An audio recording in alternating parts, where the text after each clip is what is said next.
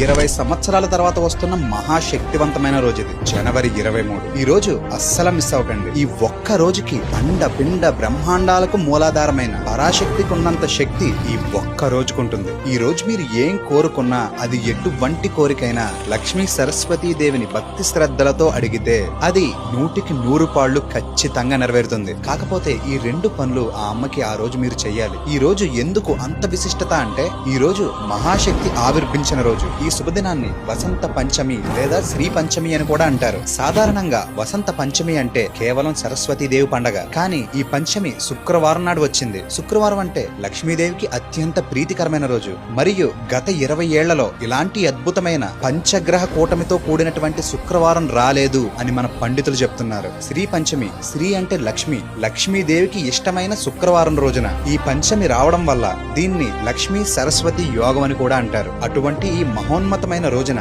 మీరు మనస్ఫూర్తిగా ఏం కోరుకున్నా అది ఖచ్చితంగా నెరవేరుతుంది. మీరు ఆ రోజు ఏం చేయాలి, ఇంటికి ఏం తెచ్చుకోవాలి అన్నది తెలుసుకోవాలంటే నన్ను ఫాలో చేసి శక్తి అని కమెంట్ చేయండి. నేనే మీకు డైరెక్ట్ గా మెసేజ్ చేస్తాను.